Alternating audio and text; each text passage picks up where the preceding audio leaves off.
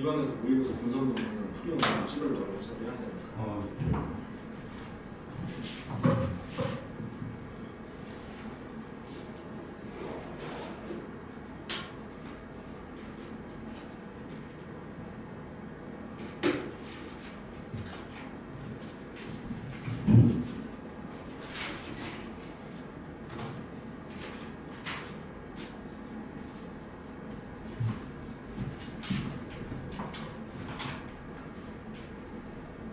일단은 풀이하기 전에 유모평 간단한 총평이랑 분석에 대해서 좀 얘기를 먼저 해볼 건데, 자, 일단 첫 번째로 난이도 매우 높았죠? 그렇죠? 난이도가 왜 매우 높았냐면 이번 올해 3월과 5월 모의고사 등급컷이 47과 46으로 꽤나 높은 편이었는데, 이거는 연수생 끼지 않고 고3들만 남는데도 굉장히 쉬운 시험이었는데 굉장히 높게 나왔던 것이고, 이제 이번에 N수생이 꼈으면 당연히 그러면은 등급컷 오히려 올라가야 되는데 42점으로 지금 몰려 있습니다. 42점. 그러니까 어마어마하게 어려운 시험이다. 이걸 알 수 있고, 우리가 흔히 이제 생명과학이라고 하는 게 킬러랑 비킬러 이렇게 나눠서 이제 얘기를 하게 되는데, 킬러는 당연히 유전이랑 막전이 근수축이겠죠. 그중에서 킬러 같은 경우에는 난이도가 아주 조금 올라갔어요. 거의 비슷하고 약간 올라가요. 뒤에서 얘기하겠지만 유전이랑 막전이 중에서 막전 입출국의 난이도가 조금 올라갔다 이렇게 생각할 수 있고, 뭐가 문제냐면 비킬러 파트가 문제예요. 비킬러 파트. 이 파트가 난이도가 올라갔다는 게 무슨 의미를 갖냐면 시간이 굉장히 오래 걸리게끔 만든다, 이렇게 받아들일 수가 있어요. 그래서 2023년 이후로 킬러 문항 출제를 이제 좀 배제를 하겠다 이런 식으로 교육부에서 이제 선언을 했는데, 그때 이후로 킬러 문항을 안 내는 게 아니라 해가 지날수록 원래 킬러 문항 난이도가 올라가야 되죠. 왜냐하면 학생들이 계속 기출에 대한 데이터가 쌓이기 때문에 실력이 약간 우상향하는 경향이 있거든요.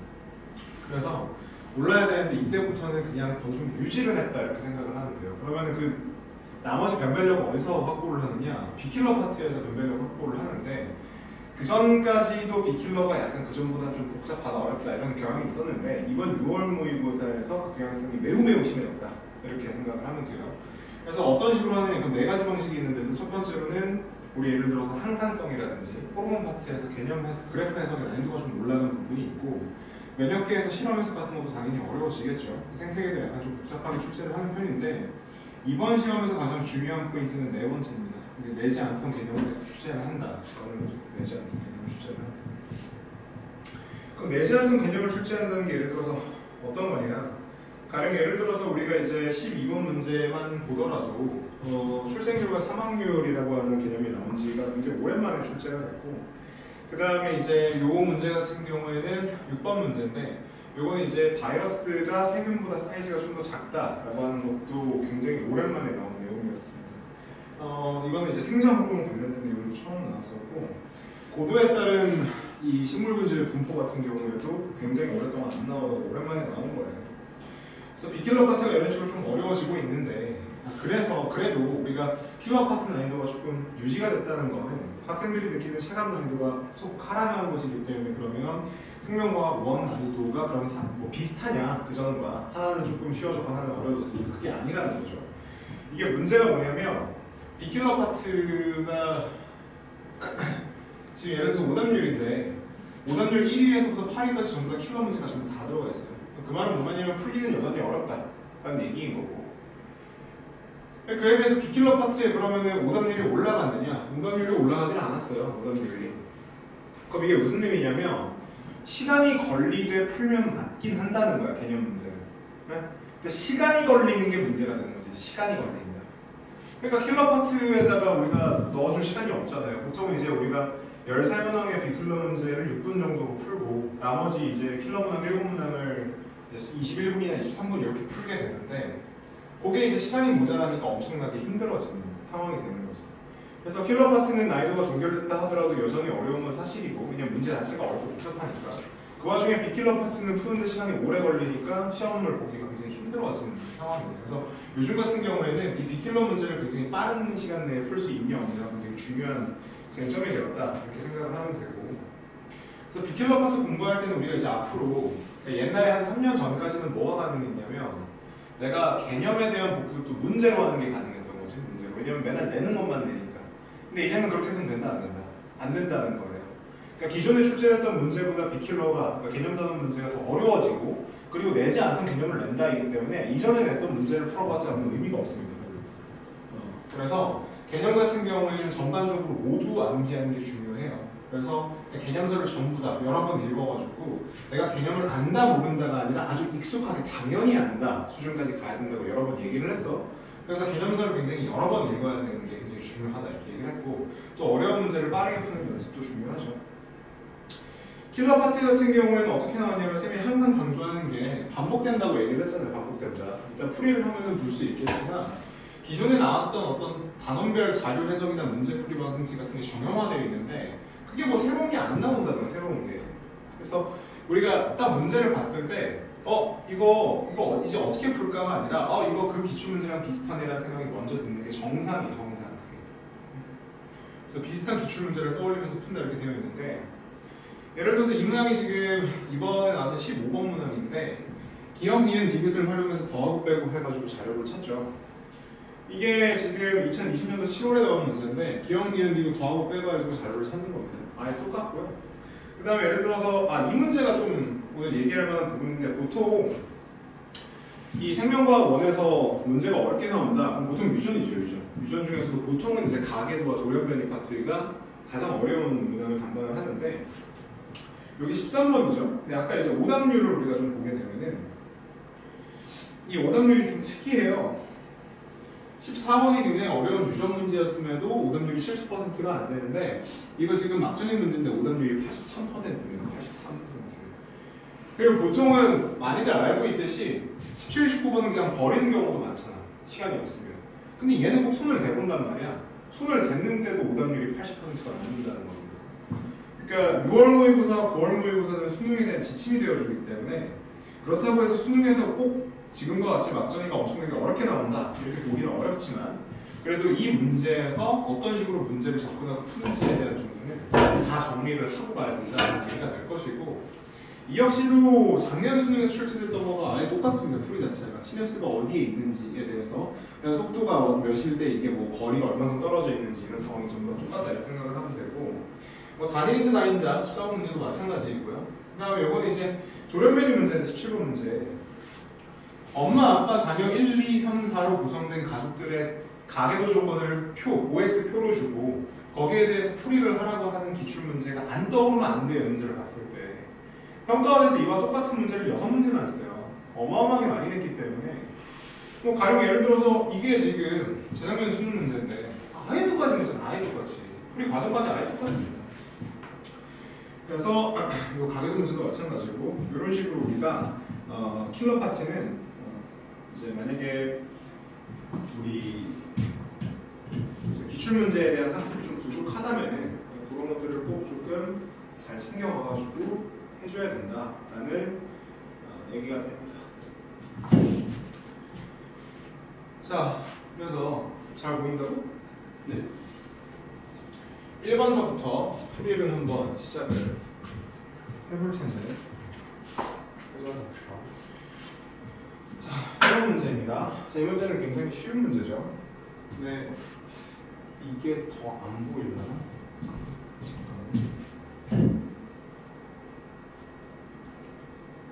어떤 게 더 잘 보여? 이렇게 이걸로 할게요. 자, 지금 보면은 뭐 이런 문제는 여기 보고 푸는 거 아니죠. 밑에 보면서 푸는 겁니다. 기억번 생태계 구성 요소 중 비생물질 요인, 환경에 해당을 하느냐. 수온이니까 당연히 비생물질 환경 요인이 될 거고. 그다음 적응과 진화에 해당하느냐. 작은 먹이를 빠르게 잘 먹기 위해서 적합한 주둥이를 갖는다는 게 당연히 적응과 진화에 대한 예시겠죠. 그 다음에 지금 보면은 수정란이 지금 부화한다라고 하고 있는데 이거 뭐 얘기하는 거예요? 발생이 얘기하는 거죠. 발생. 수정란이 온전한 개체가 되기까지의 과정. 그럼 발생이든 생장이든 당연히 뭘 포함할 수밖에 없다. 다양한 세포 분열 과정을 포함할 수밖에 없습니다. 그래서 정답은 5번이 되고요. 다음 2번 문제 같은 경우에는 요 2단원 문제죠. 2단원 문제 같은 경우에 최근에 3단원 에너지 소비량이랑 소비량이랑 비교해서 체지방량이 증가할지 감소할지 이런 거 생각을 하는 건데 지금 보면은 얘 같은 경우에는 더 많이 먹었고요. 얘 같은 경우에는 더 많이 먹었고 얘만 유일하게 더 많이 썼네요. 그럼 둘 다 체지방량이 오를 테고 얘 혼자 살이 빠지겠다 이런 판단을 하면 되는 거죠. 그렇죠? 배수 비교만 하면 되는 것이고 활동대사량이라고 하는 건 내가 말 그대로 활동을 하는데 쓰는 에너지량이라는 건데 생명 현상을 유지하는데 필요한 최소한의 에너지량은 이게 아니라 뭐예요? 기초대사량이죠. 특히학번 틀린 부분인 거고 A에서 C 중에서 자, 이런 식으로 분수 조건으로 대수 비교를 하라라고 얘기하면은 보통 가장 큰 건 분자가 작고 분모가 작고 분자가 크죠. 제일 작은 거는 반대로 분모가 클 때 분자가 작습니다.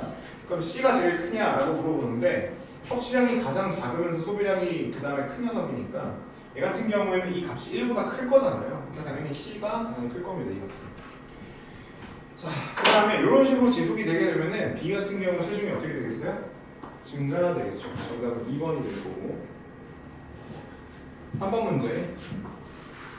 자, 쌤이 이런 문제 볼 때 뭐 확인하라고 했었냐면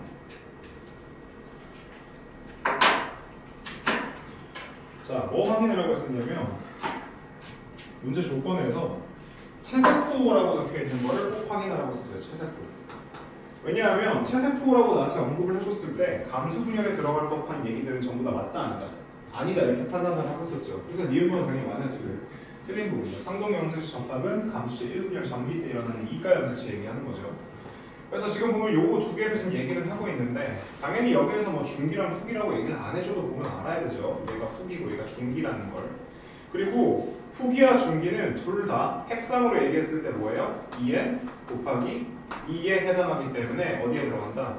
구간 2에 들어갑니다. 구간 2에. 그래서 지금 D급법 맞는 보기이고 히스톤 단백질 뭔가요? 히스톤 단백질 DNA를 잘 감는 실패에 해당하고 DNA를 저장하기 위해서 잘 얻다가 구형인 단백질에 감아놓고 이걸 쭉 연결을 한 게 염색산인 거잖아요. 그러니까 어떤 구간이다 하더라도 히스톤 단백질은 분명히 당연히 있죠. 당연히 이거 없을 리가 없죠. 정답은 4번이 되겠죠. 4번. 자, 그 다음에 4번 문제인데 ATP 관련된 세포호흡 문제죠. 자, 그러면 지금 이게 세포호흡이니까 포도당이라다가 뭐 넣어줘야겠어? 산소를 넣어줘야 되고 이 노폐물이라고 얘기를 하는 게 CO2랑 H2O겠죠. 이 과정에서 나오는 에너지를 우리 가지고 뭘 만드는 거야? ATP를 만드는 거기 때문에 이때 지금 이 A 과정이 일어나는 겁니다. 이 과정. 그렇죠? 그래서 기억은 CO2이다. 그럼 당연히 틀린 보기인 거고 가는 이화작용이다. 당연히 맞는 보기죠. 그 다음에 가에서 지금 방출된 에너지의 일부가 어디에 사용된다? 이 B가 아니라 A에 사용이 된다는 반대로 얘기했었어요. 퍼센트를 잘못했죠. B에 사용이 된다. 이렇게 얘기를 해야 되는 거죠. 오케이? 그래서 D번도 맞는 보기. 정답은 5번이 될 거고. 다음 호르몬 파트 문제인데 내가 저녁 분비 호르몬과 후엽 분비 호르몬 하나씩 얘기를 하고 있죠. 그래서 대표적으로 물질 대사를 촉진하는 요 호르몬 누구예요? 요 호르몬 누구예요? 요거 티록신이 될 것이고 그냥 당연히 얘가 ADH일 겁니다. ADH. 그럼 ADH 같은 경우는 기능이 뭡니까? 요거 신장에서 뭐래? 제흡수를 촉진한다. 이거겠죠. 그래서 기억의 분비는 음성 피드백이냐? 그럼 당연히 티록신이 음성 피드백이죠. 그게 맞는 보기인 거고 콩팥에서 물의 제흡수 촉진. 요게 정확하게 ADH의 기능이잖아요. 이음도 맞는 보기이고 기억과 니은은 자, 혈액을 통해 표적세포로 이동한다. 이거 그냥 누구에 대한 설명이에요? 호르몬에 대한 설명입니다. 호르몬이 모두 갖는 특징이잖아요. 당연히 D급번도 맞는 보기겠죠. 정답은 5번이 될 겁니다. 자, 6번 문항. 자, 요거 가지고 말이 조금 있던데. 자, 바이러스랑 세균 중에 누가 사이즈가 더 크냐? 그럼 누가 더 커요? 세균이랑 바이러스 중에 누가 더 사이즈가 커요?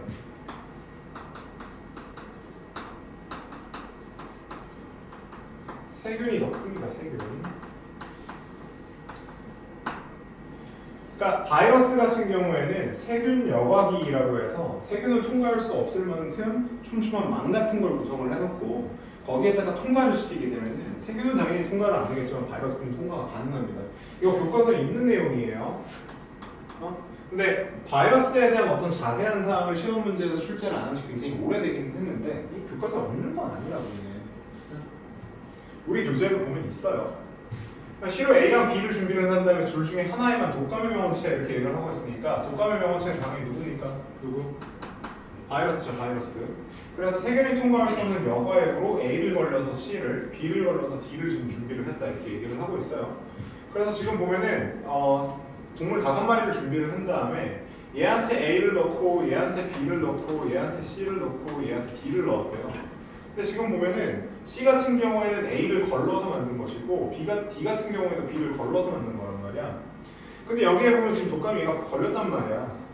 그럼 여기서 알 수 있는 게 A를 걸러서 C를 만든 거니까 C에 있는 건 A도 당연히 있는 거죠.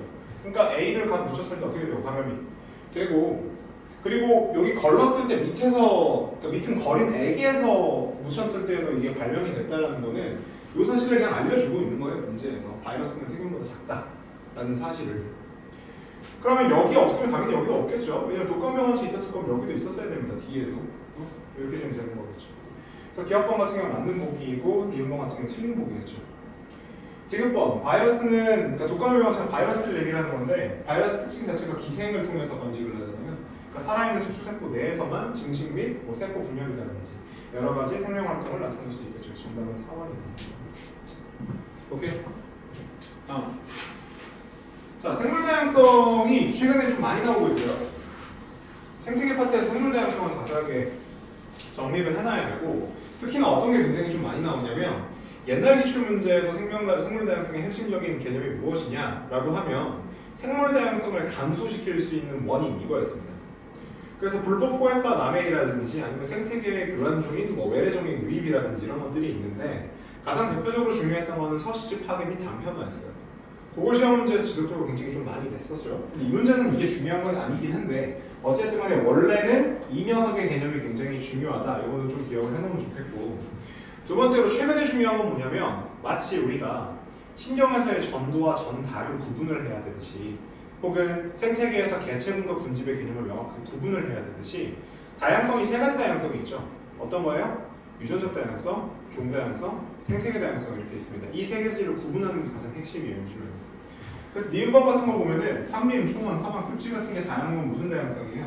생태계 다양성을 얘기를 하는 거고요. 니은 같은 경우에는 지금 보면은 종이 사라져가지고 감소하는 과정이 종 다양성이겠죠. 그래서 이거는 유전적 다양성이고 이게 지금 종 다양성이기 때문에 니은번은 틀린 거입니다. 그래서 생태계 다양성, 유전적 다양성, 종 다양성을 구분하는 게 굉장히 중요하다는 거. 그리고 유전적 다양성이 높은 종은 환경이 급변했을 때 멸종될 확률이 굉장히 어때요? 낮죠? 적응할 수 있는 종들이 많을 테니까. 그렇죠? 정답은 몇 번이다? 당연히 3번이 될 겁니다. 자, 8번. 자, 쌤이 그래프, 이 항상성과 관련된 그래프 문제에서 뭐라고 얘기를 하냐면 외부에서 호르몬을 투여하는 경우를 굉장히 많이 출제를 한다 이렇게 얘기를 했어요. 그럼 외부 투여 호르몬 같은 경우 깔끔하게 딱 정리하면은 자, 처음에 나타나게 되는 변화는 뭐 때문에? 외부에서 넣은 것 때문에 일어난다고 했었고, 그 뒤에 뒤따라오는 변화는 뭐 때문에? 내 몸에서 그에 따라서 반응하는 다른 호르몬 때문에 나타난다고 했었어요. 그래서 여기 떨어지는 거는 외부 투여 호르몬인 이 인슐린 때문에 나타나는 것이고, 오르는 거는 얘 때문에 우리 항상성이 깨졌잖아. 그러니까 그에 대해서 우리가 우리 몸의 항상성을 지키기 위해서 몸에서 어떤 호르몬을 분비한 결과가 되는 거겠지. 그러면 지금 여기 같은 경우에는 당연히 뭐가 분비되겠어? 내 몸속에서 글루카곤이 분비가 되는 중일 겁니다. 글루카곤. 왜냐면 떨어진 혈당량을 다시 복구를 해야 되니까. 그 다음에 지금 나한테 여기서 뭐라고 하고 있냐면 둘 중에 한 개체만 호르몬 기억의 표적세포가 기억에 반응하지 않는다라고 얘기를 하고 있잖아요. 근데 이게 만약에 글루카곤이었으면 인슐린 넣었을 때 B가 떨어질 이유가 없겠죠. 그렇죠? 아, A가 반응을 안 할 이유가 없겠죠. 그렇죠? 그래서 이거는 당연히 뭐다?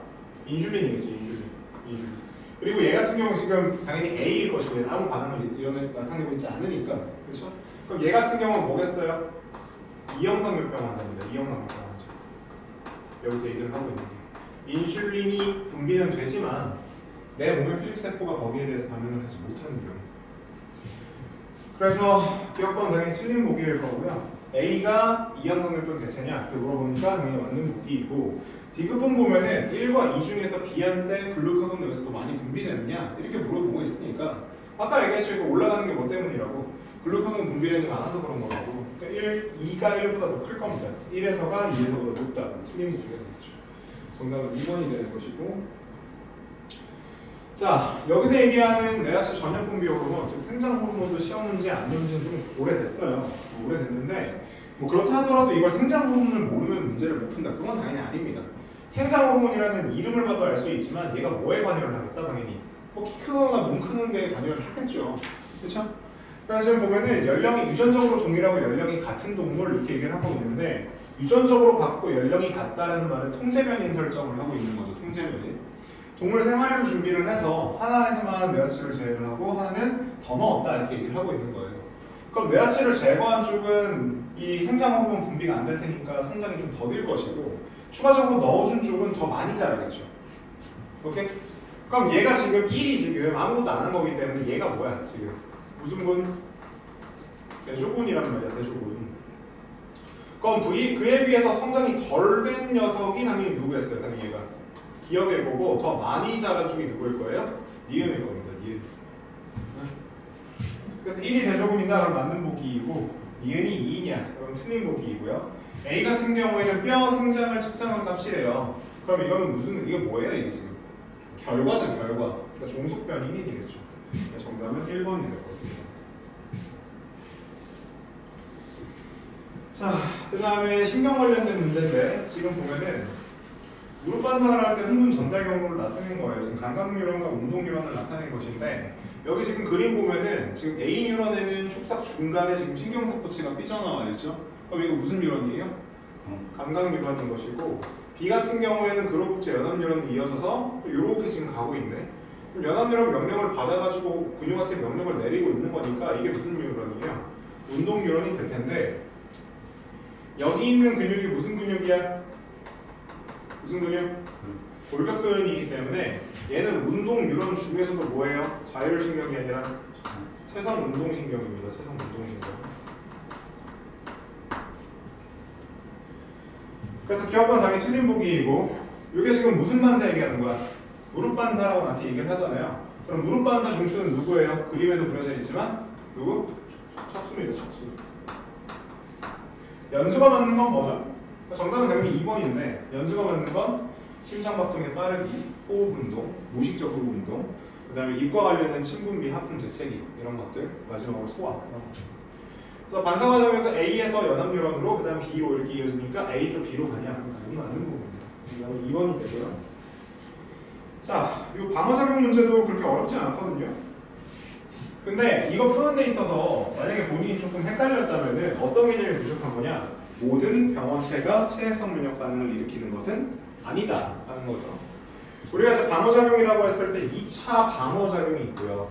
1차 방어작용과 2차 방어작용이 있고 2차 방어작용은 다시 뭘로 나눌 수 있어? 체액성 면역 반응과 세포성 면역 반응으로 나눌 수가 있고 이 체액성 면역 반응이 바로 누구? 항체에 의해서 나타나는 반응이잖아요. 근데 어떤 병원체를 넣었을 때 그 병원체의 종류가 무엇이냐에 따라서 세포성을 일으킬 수도 있고 체액성을 일으킬 수도 있고 둘 다 일으킬 수도 있는 겁니다. 이건 굉장히 기초적인 개념이에요. 자, 그리고 쌤이 이런 방어작용 실험 문제 읽을 때 기억, 니은 1, 2, 3, 4, 5, 6 이런 문자에 좀 집중하지 말고 어떻게 보라고 했냐면 유전적으로 동일하고 요 기억과 니은이라는 게 위에 보면 병원체라고 되어 있잖아요. 그러니까 두 병원체에 노출된 적 없는 승기 6마리를 준비했대. 이렇게 생각하면 된다고 했었어요. 그래서 4, 5, 6에만 죽은 X를 투여했다 라고 되어 있는데 이 죽은 X가 뭐야? 무슨 역할이야? 백신의 역할을 해야 돼. 백신. 그러니까 2차 방어작용을 유도를 하고 있는 겁니다. X는 기억과 니은 둘 중에 하나이다. 이때 시간이 지난 뒤에 1, 2와 4에게 지금 기억을 지금 집어넣고 있고요. 그 다음에 3과 5에게 니은을 지금 집어넣고 있고 얘는 기억과 니은을 모두 맞았어요. 이때 내가 요 3만 지금 아까 봤듯이 뭘 투여해놨어? X에 대한 백신을 투여를 해놨거든. 근데 지금 보면은 여기만 딱 봐도 얘는 살았는데 얘는 죽었어. 똑같은 어떤 백신을 맞았는데 얘는 기억에 대한 기억을 받고 얘는 니은을 맞았잖아요. 그러니까 X가 당연히 누구다? 기억인 거죠. 기억. 그리고 Y가 누구다? 니은인 거겠죠. 그래서 얘가 X, 얘가 Y. 얘는 X, Y를 둘 다 맞은 거예요. 근데 여기서 잘 봐야 되는 게 얘는 지금 뭐가 일어났어? 체액성 면역 반응이 일어났어요. 근데 얘는 일어났어? 안 일어났어? 안 일어났단 말이야. 죽어서 안 일어난 게 아닙니다. 죽어서 안 일어난 게. 이건 우리가 어떻게 생각을, 왜냐면 여기서 죽었는데 일어났잖아요. 지금 보면. 그러니까 우리가 어떻게 판단을 해야 되냐면 X라는 병원체는 뭘 일으키는 애고 체액성 면역 반응을 일으키는 애고 Y라는 애는 뭘 일으키는 애다? 세포성민학 반응을 일으키는 녀석이다. 혹은 체액성민학 반응은 안 일으킨다. 이렇게 생각하면 되겠죠. 그러면 X가 들어간 쪽은 당연히 항원항체 반응이 일어나야 돼요. 죽었더라도. 얘 같은 경우에는 아무 방비도 없이 Y를 맞았는데 그럼 얘랑 조건이 똑같잖아요. 그러니까 얘도 당연히 살아야 돼, 죽어야 돼? 죽어야겠죠. 그래서 기억번은 틀린 보기인 거고 나의 O에서는 O 기억에 대한 X에 대한 기억세포가 왜 있어요? 얘가 당연히 없죠. 그렇죠? 그래서 잠깐만.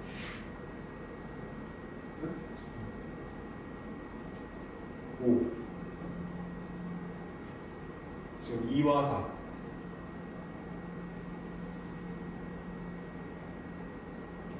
아 왜 이래요? 미안해요. 맞죠? 니은번? 왜냐하면 얘 같은 경우에는 5 같은 경우에 3, 4, 5가 여기 보면은 4, 5, 6이 지금 죽은 X를 맞았잖아요. 그렇죠? 그러니까 당연히 얘는 병원체가 있어야겠죠. X에 대한 기억세포가 있어야 되는 것이고 얘는 기억세포가 X에 대한 기억세포가 있지만 Y를 맞아서 죽은 거죠. 지금 잘못 봤어요. 그 다음에 다의 4에서는 항원항체 반응이 일어났다. 일어났어요? 안 일어났어요? 당연히 일어났으니까 살았겠죠. 4 일어났으니까 살았겠죠. 정답은 4번입니다. 자, 그 다음에 지금 여기 보면은 우리가 지금 시간에 따른 개체수 그래프를 사망률과 출생률 이걸로 이제 추가적으로 얘기를 하고 있다 이렇게 얘기를 하고 있는데 잘 볼게요. 얘 같은 경우는 시간이에요. X축이. 그리고 Y축이 뭐예요? 개체수 N이에요. 개체수 N. 왜? 이거 11번이에요. 디귿이 디귿. 이게 니은에 대한 항원항체 반응이 있는데 아, 이거 쌤 좀 잘못 봤네요. 이거 기억이라고. 미안해요. 땡큐. 정답 2번이죠. 2번. 그 다음에 12번. 자, 다시 얘기해보면은 여기가 지금 시간이고 여기가 지금 개체수잖아. 시간에 따른 개체수. 그럼 우리가 개체분 얘기하면서 뭐라고 했냐면 이 개체수, 즉 N이라고 지금 되어 있는 거잖아. 개체수. 이 N이라고 하는 게 오를 수도 있고 내릴 수도 있습니다. 개체수가 오를 수도 있고 내릴 수도 있다. 그렇죠? 근데 오르는 원인에 대해서 뭐라고 얘기를 했었냐면은 뭐 하거나 출생하거나 아니면은 이사 오거나 이입되거나 그렇죠? 혹은 감소할 수 있는 원인이 뭐였어요? 사망하거나 이사 가거나 뭐예요? 이출입니다. 이출. 그러면은 요 이입과 이출 같은 경우는 이 문제에서 고려를 하지 않고 출생과 사망을 가지고만 고려를 하는 거잖아. 그러면 지금 보면 요때부터 요때까지 긴 개체수가 어떻게 되고 있어? 증가의 감소해. 증가하잖아요. 그러니까 당연히 사망률이 더 높으면 돼요, 안 돼요? 안 되겠죠? 그러니까 뭐예요? A가 출생률이 되는 거고 B가 뭐가 되는 거예요? 사망률이 되는 거죠.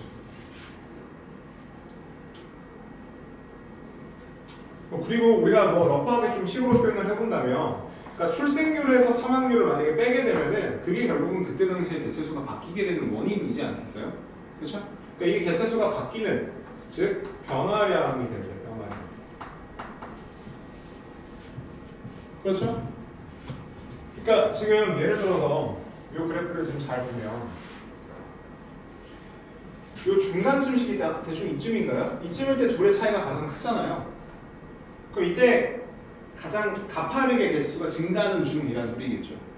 그래서 여기를 그대로 위로 올려보게 되면은 얘가 지금 여기에서 지금 이 기울기가 가장 클 때입니다. 기울기가 여기 뒤에 무시하고 보면 이게 3차 함수 그래프고 변곡점에서 기울기가 가장 크잖아요. 뭐 그런 얘기를 하고 있다는 거죠. 근데 거기까지는 필요가 없고 이것은 참고로 그냥 얘기를 한 것이고 요걸 가지고 누가 출생률이고 사망률인지를 판단을 하면 된다.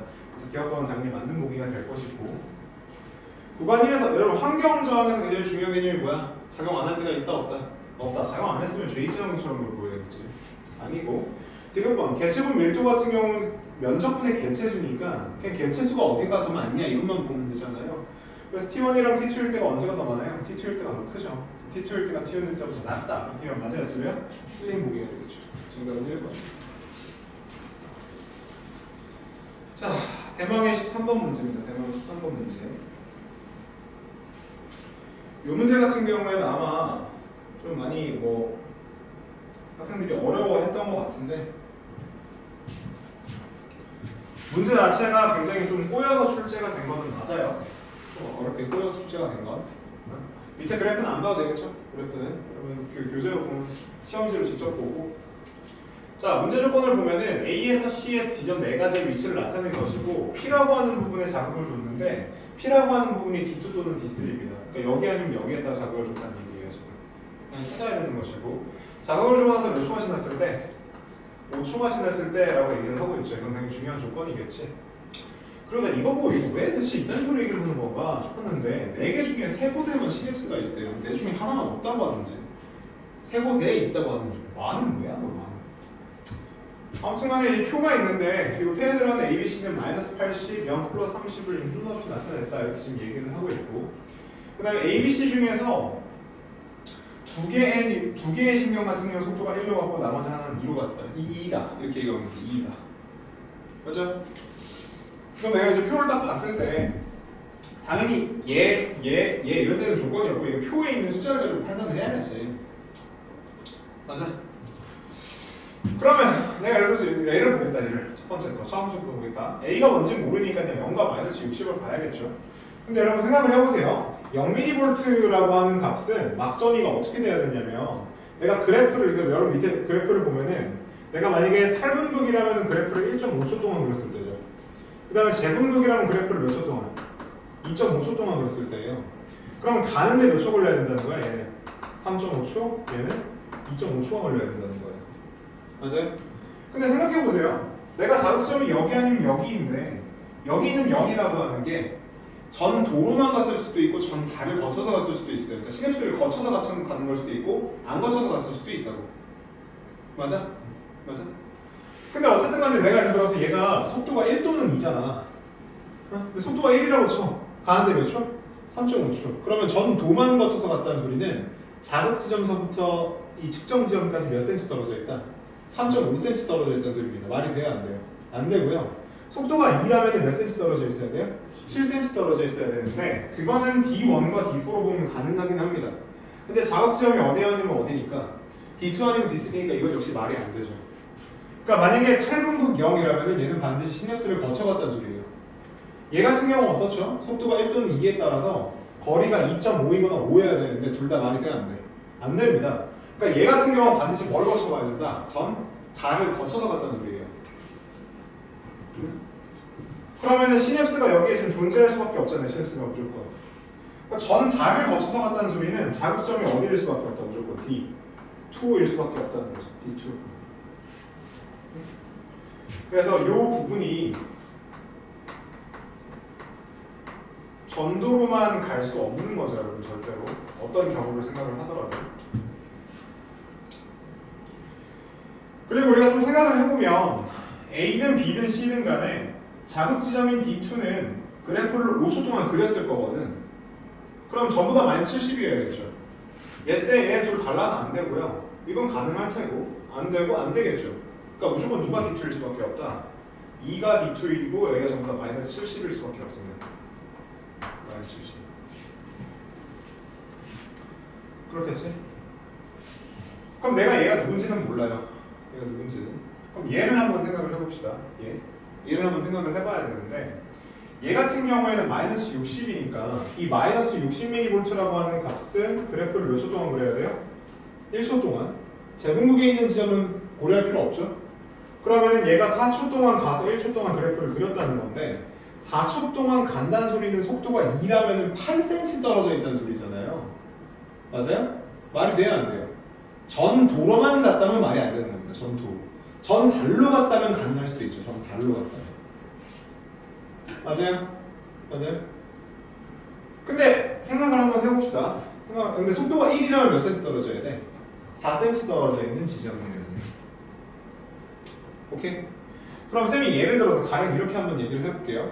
얘가 전 달을 거쳐서 갔던 거야. 전 달을 거쳐서. 전 달을 거쳐서 가서 4cm, 4초나 걸렸던 거죠. 그러니까 만약에 전도로만 간다고 치면은 여기여야 됩니다. 무조건 여기. 얘가 속도가 몇이면서? 1이면서. 근데 속도가 2라고 했을 때는 저 멀리 있는 지점인데 가는데 뭐 4초나 걸렸을 수도 있죠. 맞아요? 그러면은 얘가 속도가 몇이 나와야 되냐면 그런 경우에 자 쌤이 여기서 지금 케이스 분류를 하는 거예요, 여러분. 어떤 거냐면 얘가 전도로 이동한 것이냐 아니면 전도에다가 전달까지 껴서 이동을 한 것이냐 이걸로 지금 구분을 하고 있는 거라고. 이렇게.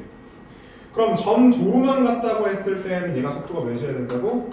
속도가 1이면서 얘가 어디여야 된다? D1이어야 됩니다. 뒤로 가야 되는 거. 그렇죠? 근데 전달을 껴서 갔다 이렇게 생각을 하게 되면 얘가 지금 4 플러스 1초예요. 그렇죠? 맞죠? 그 다음에 이 둘 중에 하나가 4 플러스 1초고 하나가 지금 뭐 3.5 플러스 1.5나 2.5 플러스 2.5 이렇게 나와야 되는 건데 가령 예를 들어서 얘가 한참 머니까 그럼 얘가 당연히 D4겠죠. D4. 그럼 여기가 예를 들어서 4 플러스 1초예요. 4 플러스 1초. 그럼 여기가 지금 몇 초가 돼야 되냐면 무조건 3.5 플러스 1.5가 돼야 됩니다. 왜냐하면 얘가 만약에 2.5 플러스 2.5야. 그럼 둘이 지금 가는데 1.5초 차이 나잖아. 그럼 속도가 1이라면은 2.5cm 떨어져 있어야 되고 두 부분이 속도가 이러면 5cm 떨어져 있어야 돼요. 아 3cm. 말이 안 되잖아. 그러니까 만약에 쌤이 두 번째 케이스 전도랑 전달을 거쳐서 갔다라고 했을 때에는 얘 속도가 반드시 몇일 수밖에 없다. 2일 수밖에 없다는 건데 2일 수밖에. 오케이? 그렇게 되면서 얘가 뭐야? D4이고 얘가 D3이고 자연스럽게 얘가 1이니까 D1이 되는데 이해돼요? 그럼 얘가 지금 몇 플러스 몇이어야 돼요? 이렇게 전도로만 가니까 속도가 2니까 2 플러스 3이 돼야 되는 것이고 마이너스 80이면 되겠죠. 근데 문제는 뭐냐면 여기를 볼게요. 여기 해결을 했으니까 두 가지 케이스를 보는 겁니다. 그럼 얘 같은 경우 만약에 여기 시누스가 있다고 쳐봐. 그럼 거꾸로 못 가는 거죠. 그럼 여기가 마이너스 70이었는데 그건 안 되는 것이고 전달이 없이 전도로만 갔다 이렇게 생각을 하면 얘가 속도가 이미 2니까 둘 다 속도가 몇이에요? 1이어야 되기 때문에 얘가 가는데 몇 초 걸려야 돼요? 4초 걸리게 되고 그럼 여기가 마이너스 60이어야 됩니다. 돼요? 안 돼요? 안 되죠. 아 그러니까 얘가 지금 전도랑 전달을 거쳐서 간 게 맞다 아니다? 아니다라는 겁니다. 아니다.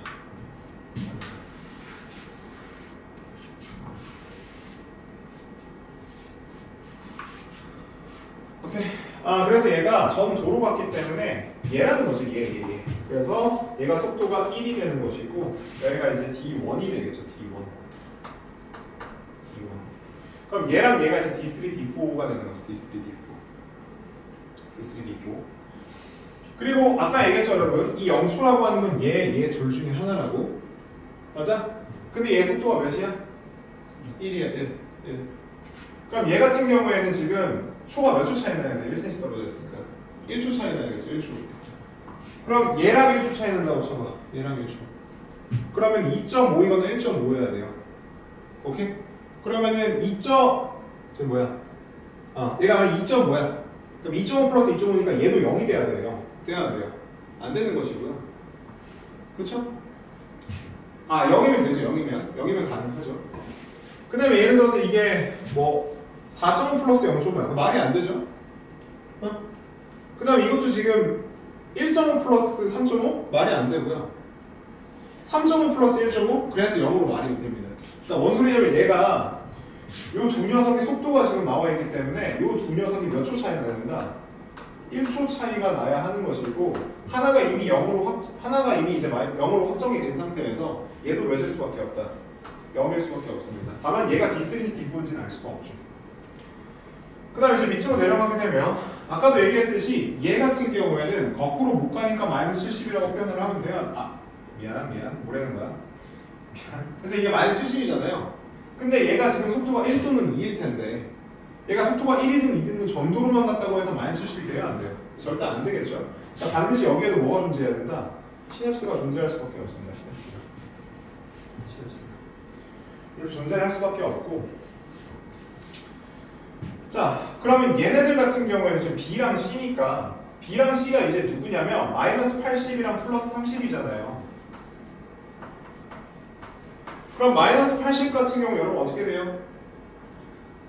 2 플러스 3이 돼야 되고 얘들 어떻게 돼야 돼? 3 플러스 2가 되니까 몇 초 차이 나요? 1초 차이 나요. 근데 여기 몇 cm 떨어져 있어요? 1cm 떨어져 있죠? 그 말은 얘가 속도가 몇이라는 거예요? 1이고 얘가 추정적으로 속도가 몇이다? 2다라는 거죠. 그럼 맨 마지막 봤을 때 여기에 자극을 줬는데 속도가 2예요. 근데 여기 지금 보면 여기는 확실히 전도로만 가잖아. 그럼 얘가 몇 플러스 몇이어야 돼요? 2 플러스 3이어야 될 것이고 그럼 얘가 몇이어야 돼요? 마이너스 80이 돼야겠죠? 그럼 얘가 뭐예요? D3 얘가 D4 4가 돼야 될 것이고. 네? 맞아요? 1 플러스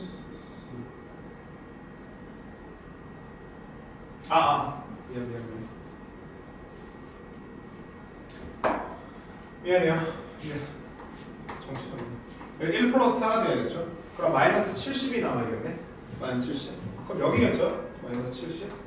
그치? 그리고 얘가 뭐다? D3고 얘가 D4가 된다. 라는 얘기가 되는 것이고, 그럼 얘가 속도가 2인데 여기 넘어가는데 1초가 더 걸렸다. 말이 돼요? 안 돼요? 안 되잖아. 여기 뭐가 있어야 돼요? 무조건 시놉스가 있어야 돼요. 시놉스가. 그 다음에 D1 같은 경우는 여기 뒤로 가는 거니까 이게 2 플러스 3이잖아요. 2 플러스 3. 2cm, 4cm 떨어져 있으니까 여기가 몇이 돼야 돼요? 마이너스 80. 그럼 여기가 마이너스 80일 때 여기가 몇이다? 플러스 30이다 하면 문제가 끝이 나요. 이렇게 완성이 될 수 있겠죠. 그래서 문제 자체가 조금 푸는데 복잡한 거는 사실이에요. 그래서 기억법 보면은 A가 0이냐 라고 물어보는데 불편하다. A 0 맞죠 여러분? 그 다음에 디귿의 시냅스가 있냐 이렇게 물어보는데 이게 뭐하는 짓이야? 디귿의 시냅스 있나요 여러분? 여기 시냅스 다 있으니까 여기는 없어야겠죠? 디귿의 시냅스 없는 것이고, 그 다음에 A와 C의 흥분정도 속도는 다르죠. 오케이? 자, 그 다음 13번 문제입니다. 13번 문제. 단일인자 다인자 문제가 되는데 쌤이 항상 강조하는 게 단일인자 다인자 문제에서는 뭘 생각해라? 부족한 정보를 생각을 해라 이렇게 얘기했습니다. 부족한 정보를 생각해라.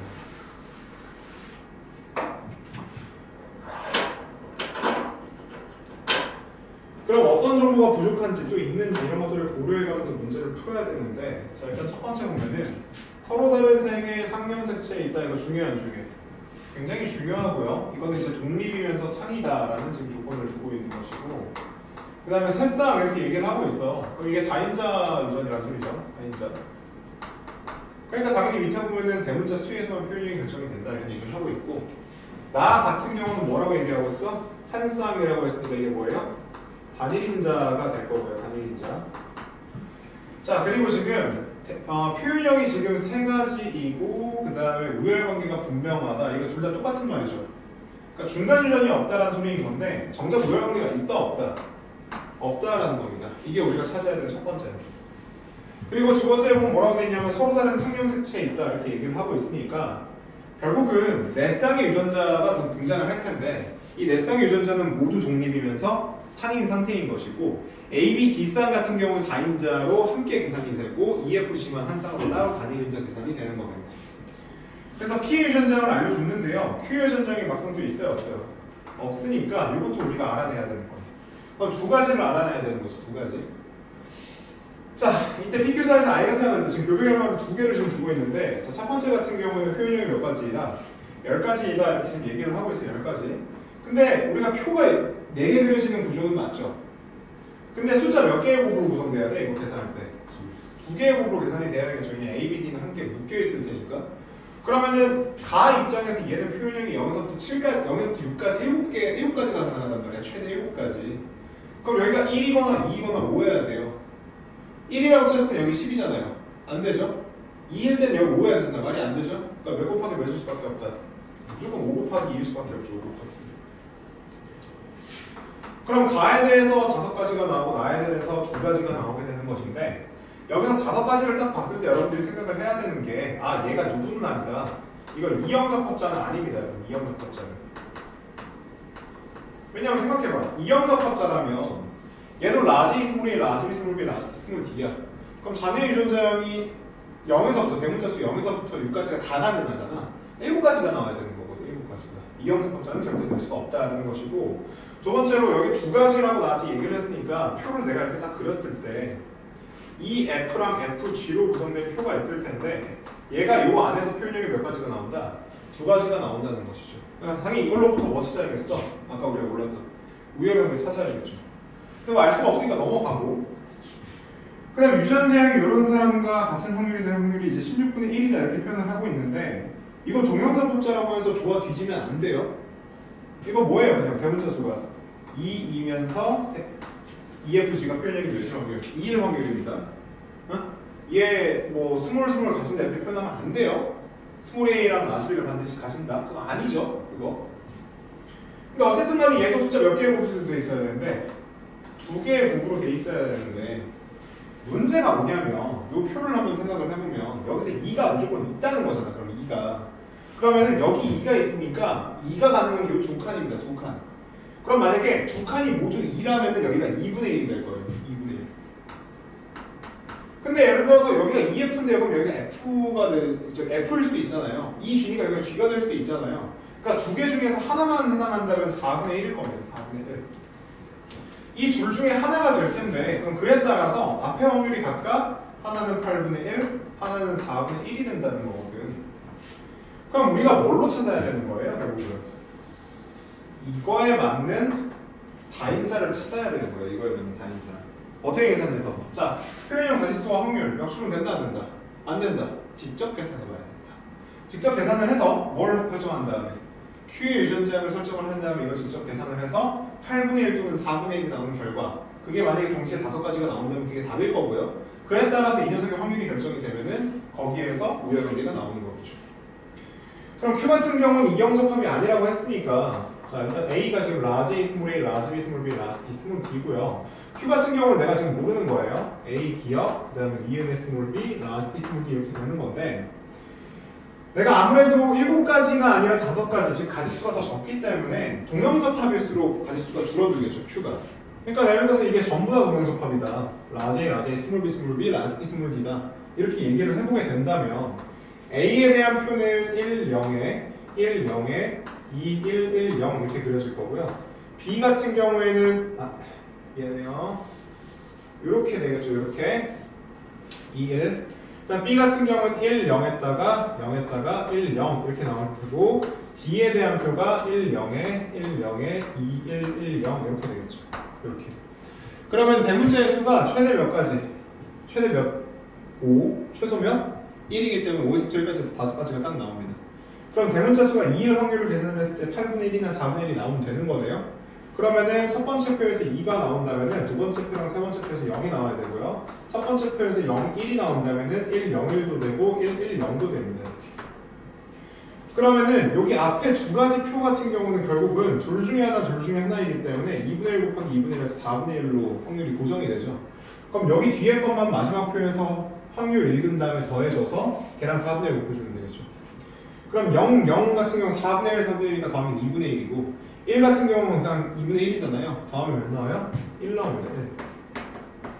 그럼 4분의 1 나오네요. 맞는 거 찾았네요. 그럼 어떤 게 맞다? 얘가 맞다는 거지. 얘가. 그럼 여기 있는 것 중에서 4칸 중에 오로지 몇 칸만? 한 칸만 2라는 겁니다. 한 칸만 2. 그럼 쌤이 예를 들어서 여기가 2라고 쳐볼게요. 2. 그럼 2가 F보다 우성이죠. 그렇죠? 근데 여기가 F니까 아까 가지수가 두 가지로 했거든요. 그럼 2나 F 둘 중에 하나만 나와야 돼요. 그럼 여기가 F라고 했을 때는 그럼 여기는 2면 안 되잖아. 근데 여기 F신데 F거든요. 근데 2가 아까 제일 우성이라며 그러면 2가 어떻게 안 나와요 여기서. 그러니까 반드시 어디만 2일 수밖에 없다. 여기가 있고 나머지가 3나마다 F다. 이렇게 되는 거죠. 이렇게. 따라서 우려형이 어떻게 되죠? F가 가장 우성, 그 다음 2고 그 다음 마지막으로 최열성이 G가 되겠죠. 그래서 표현이 모두 Q와 같은 확률을 이렇게 얘기를 하고 있는데 Q 같은 경우에는 아까 여기가 라지 A랑 스몰 B라고 얘기를 했기 때문에 대문자가 3개에다가 FG면은 F여야겠네요. 그러니까 대문자가 3개이면서 FG일, 그러니까 F일 확률을 계산을 하는 겁니다. 그럼 대문자가 3개의 확률을 여기서 계산하면 되겠죠. 첫 번째 표에서 2가 나온다면은 1, 0도 가능하지만 0, 1도 가능하고요. 이렇게. 그 다음에 두 번째에서 1이 나온다면 얘가 1, 1도 가능하지만 0, 2도 가능합니다. 오케이. 그럼 아까도 얘기했지만 여기는 전부 다 2분의 1 곱하기 2분의 1에서 몇이라고? 4분의 1이라고. 그러면 얘 같은 경우는 2분의 1, 2분의 1 여기서 1 나오고요. 여기서 지금 4분의 1, 4분의 1이니까 2분의 1 나오죠. 그럼 여기가 4분의 3입니다. 4분의 3. 뭐라는 거예요? 미안. 1이고 여기가 2분의 3이지. 2분의 3. 2분의 3. 그럼 몇 나와요? 8분의 3 나오고 여기서 F의 확률은 4분의 3이죠. 그래서 32분의 9 나오겠죠. 다음 근수축 문제인데 이 근수축 문제 굉장히 쉽습니다. 이거 푸는데 2분도 안 걸렸어야 맞아요. 이게 자, 쌤이 늘 얘기하지만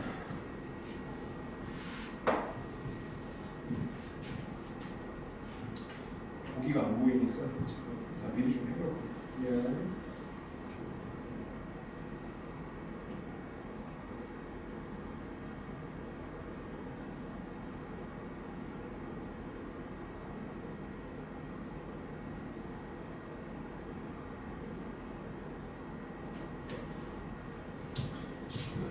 자 볼게요. 자 누누이 얘기하지만 얘가 디귿이 얼만큼 바뀔 때 마이너스 x만큼 바뀐다고 했을 때 기억은 얼만큼 바뀌어야 돼? 마이너스 2분의 1x 니은은 플러스 2분의 1x만큼 바뀌어야 되고 그에 따라 근절도 마이너스 x만큼 바뀌어야겠죠? 그러니까 두 시점에서 뺀값을 나타낸 것인데 t1, t2일 때 어차피 이쪽 얘기를 하고 있어요. 그럼 내가 표를 그린다고 한번 쳐볼게요. t1, t2 그리고 기억, 니은, 디귿의 x 이렇게 얘기를 하게 되면은 t1일 때 x의 길이는 디귿의 3배래요. 그럼 예를 들어서 내가 얘를 a라고 했을 때 얘가 3a가 된다는 거죠. 3a. 그렇죠? 그 다음에 생각을 해봐. 내가 이 전체가 3a야. 근데 요만큼이 a야. 근데 여기 안쪽에 있는 액티브 필라멘트는 길이 똑같아야 되지 않아요? 그러니까 둘 다 몇이 돼야 된다? a가 돼야겠죠, 안쪽에. 그래서 기억 플러스 니은이 항상 몇이다? a다 이렇게 알 수가 있죠. 근데 그거는 힌트가 없단 말이야. 나한테 뭐 마이오신 필라멘트의 길이를 알려준 것도 아니고. 그럼 표밖에 없다는 건데 얘가 이렇게 가면서 몇이 바뀌어요? 0.3이 줄고요. 이렇게 가면서 얘가 얼마큼 바뀌죠? 0.2가 줍니다. 그럼 이게 변화량이 몇 대 몇이야? 3대 2란 말이야. 근데 그래서 변화량 3대 2가 이 셋 중에서 두 개를 골라가지고 뺐을 때 나오는 변화량이라고. 그러니까 가령 예를 들어서 내가 디귿 마이너스 니은이라고 쳐봐요. 그러면 디귿이 마이너스 x만큼 줄고 니은은 플러스 2분의 1x만큼 느니까 그럼 디귿 마이너스 니은은 총 마이너스 2분의 3x만큼 줄겠죠. 그런 거라고. 그럼 내가 이렇게 만들 수 있는 게 이런 식으로 3대 2로 만들 수 있는 게 뭐밖에 없냐면 마이너스 2분의 3x 대 x밖에 없어요. 이렇게 하시면 3대 2가 나오죠. 뺐을 때. 그럼 빼가지고 마이너스 3분의 2가 나오는 게 뭔데? 디귿 마이너스 니은이고요. 그 다음에 빼가지고 얘가 마이너스 x만큼 변하는 게 뭔데? 기억 마이너스 니은입니다. 기억 마이너스 니은. 그러니까 둘 다 똑같은 니은을 빼면서 얘는 디귿에서 뺐고 얘는 기억에서 뺐으니까 변화량이 얘는 마이너스 2분의 3x 얘는 마이너스 x가 돼서 3대 2구나 하면 끝인 거예요. 끝. 그럼 내가 ABC가 뭔지를 다 알았잖아. 다. 그럼 디귿 마이너스 니은이 0.71이에요. 니은이 디귿이 몇인데? a인데 그럼 얘가 몇이어야겠어? 0.7-a가 되겠죠. 응? 반대죠. a-0.7이죠. 난리 났네요. 나 좀 살려줘. 힘들어서 죽을 것 같아. a-0.7 내가 몇 번째 푸는지 모르겠어. 이번 주. 자 그러면 기억 마이너스 니은이 0.4래요. 그럼 얘 몇이 나와야 돼? 몇? a-0.4? 이렇게 나오나요? a-0.4?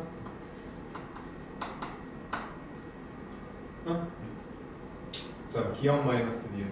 아, 맞죠? 이렇게 돼야겠죠? 근데 이거 두 개 더해서 몇이라며? a라며. 그러면은 2a-1이 몇이라는 거예요? a라는 거네? 그럼 따라서 a가 몇이다? 1이네. 네. 그럼 얘가 1이 나오고 얘가 3이 나오고 이거 몇이었던 거야? 0.7이었던 거, 0.3이었던 거죠. 아까 x값이 몇이라고 했어요? 0.2라고 했잖아요. 0.2. 이렇게 줄 때 얘가 2.8까지 줄여야 될 테고 이게 0.8일 테고 그럼 얘 같은 게 0.1 줄여야겠죠? 0.6, 0.4 그럼 끝인 거죠. 아주 간단한 문제입니다. 그래서 기억의 길이는 t1일 때가 t2일 때보다 0.이 기냐? 그럼 맞는 복기인 거고요. 일단 t1일 때 기억의 길이가 지금 0.7이고요. t2일 때 a 스테이가 0.8입니다. 그럼 안 길져요. 0.7이 0.8이니까 이해만 당연히 틀린 복기이고 디귿번 같은 경우에 이제 평가원에서 굉장히 자주 나오는 최근에 자주 나오는 내용인데 t2일 때 이때를 얘기를 하는 거죠. 그래서 z1에서부터 z2 방향으로 4분의 l인 지점 이렇게 얘기를 하고 있어요. 4분의 l. 4분의 l이라고 했는데 l이 지금 t2일 때 x의 길이거든요. 2.8이라는 소리입니다. 그럼 이게 몇이에요? 0.7이 나오겠죠? 그럼 한쪽에서 한쪽으로 0.7인 방향을 얘기를 하고 있는데 0.7이라면 기억은 거쳐갔겠죠? 어디에 있겠어요? 니은 안에 있을 겁니다. 그래서 니은에 해당한다. 맞는 복수. 정답은 기억 디귿이 되겠죠.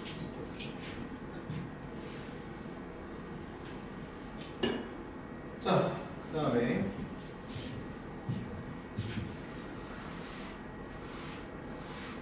한번 풀이를 시작했으니까 다 풀고 쉬어야 되는데 나의 허리는 살려달라고 소리를 지금 지르고 있어.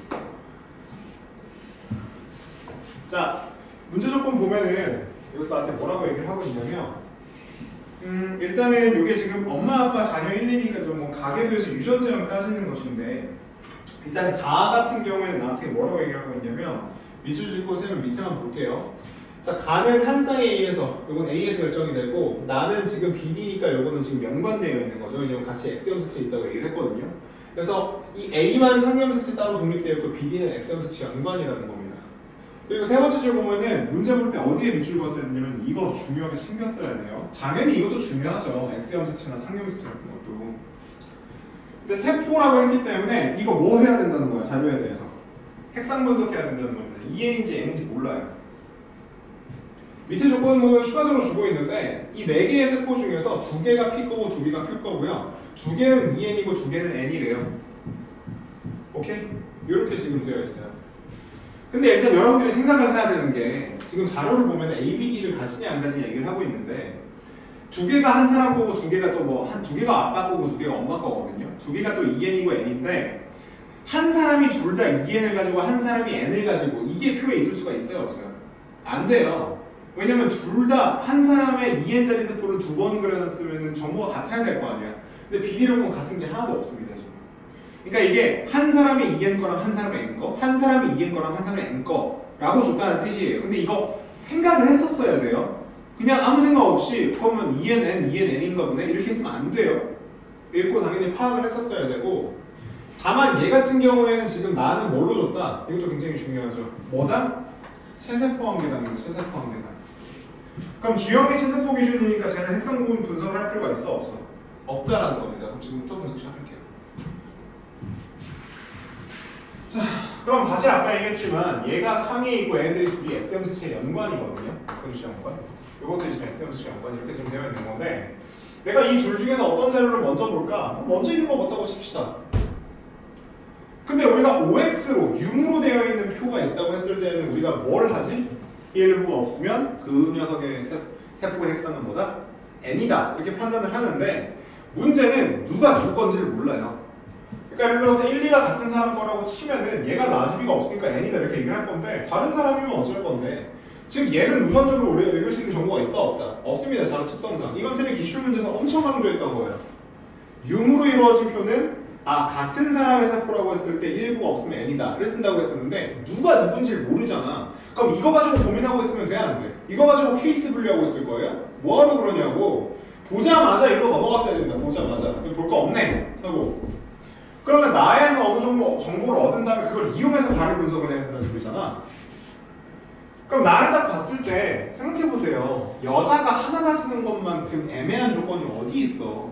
그러니까 얘가 유전자형이 이게 체세포이기 때문에 이게 라지 B 스몰 B고 얘도 라지 B 스몰 B에 라지 B 스몰 D라는 읽을 수 있는데 우리가 지금 무슨 조건을 고려를 해야 돼? 무슨 조건? 연관 조건을 고려를 해야 된단 말이야.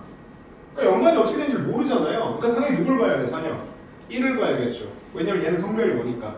남자니까. 그러니까 아빠, 엄마, 자녀 1, 자녀 2 이렇게 있다고 했을 때 자, 이 녀석이 가지는 걸 보면 뭘 가져요? 라지 B에 스몰 D를 가집니다. 그럼 이걸 누가 줬을 테니까? 엄마가 줬을 테니까 엄마는 여기에 뭐 갖고 있어야겠네? 라지 D를 갖고 있어야 아니죠. 이렇게 있다만 알 수 있죠. 그럼 내가 얘 유전자형이 라지 B 스몰 B, 라지 B 스몰 D라는 건 아는데 연관관계를 안다고 모른다고. 모른다고. 그럼 내가 얘를 가지고 추가적으로 생각을 해보려고 치면은 잘 보세요. 여기 대문자, 대문자, 소문자, 소문자 이렇게 있어요. 그럼 대문자, 대문자를 엄마가 줄 수가 없죠. 있죠. 대문자, 대문자 주면 되니까. 소문자, 소문자 줄 수 있나요? 그것도 있죠. 케이스가 굉장히 많아집니다. 복잡해져요. 근데 대문자, 소문자에 소문자, 대문자라고 써볼게요. 그럼 라지 B 스몰 D를 엄마가 줄 수 있죠. 스몰 B 라지를 엄마가 못 주나요? 줄 수 있어요. 그러니까 케이스가 졸라 많다는 거예요. 그러니까 이거 가지고 고민하는 게 맞다 아니다? 아니라는 겁니다. 그럼 겨우 요 정도 정보를 가지고 다시 누구를 분석한다? 가를 분석한다는 소리인데 가는 누구에 대한 정보야? 자녀야 아니면 PQ야? PQ에 대한 정보이기 때문에 Q에 대해서 내가 알고 있는 확정적으로 알아낸 정보도 뭐밖에 없냐면 얘가 뭘 가진다? 라지 B에 스몰 d를 가진다는 거고요. 그 중에서도 얘는 표 자체가 라지 A, 라지 B, 라지 D의 유무에 대해서 표시를 하는 것이기 때문에 뭐를 가진다가 중요할까요? 라지 B를 가진다가 중요합니다. 그럼 Q에 2n짜리 세포가 반드시 있을 텐데 거기에 뭐가 포함되어 있어야 된다? 라지 B가 포함되어 있어야 된다는 거고 그건 이 둘 중에 하나입니다. 그럼 쌤이 예를 들어서 이거라고 한번 쳐볼게요. 얘가 Q에 2n짜리 세포다 이렇게 얘기를 해봐. Q에 2n짜리 세포. 그럼 얘가 라지 B가 있으면 돼? 안 돼? 안 되니까 이것들은 Q의 세포가 될 수가 없어요. 그러니까 세포 1이 뭐가 되는 거야? Q에 n짜리 세포가 되는 거죠. 그럼 자연스럽게 밑에 있는 두 개가 다 누구 건데? P 거가 돼버리는데 지금 보면 얘가 1부가 없기 때문에 여기가 n이고 2n이어야 되거든요. 근데 이거 둘이 뭐 되어 있다고 둘이? 연관이라고. 그럼 이게 뭔 소리냐면 아빠가 라지 B에 라지 D가 연관된 X형 자체를 가진다는 거야. 근데 아빠가 라지 B는 없는데 라지 D가 있는 형태가 n짜리 세포에서 돼야 안 돼요? 안 되죠. 남자는 n짜리 세포에서 이렇게 같은입니다. 그럼 라지 B, 라지 D를 2n이랑 똑같이 다 가지거나 아니면 아예 안 가져야 돼요. 그러니까 여기 있는 세포 2가 Q거일 수가 있다 없다? 없다라는 거죠. Q건 누구여야 돼요? 4여야 되죠. 4.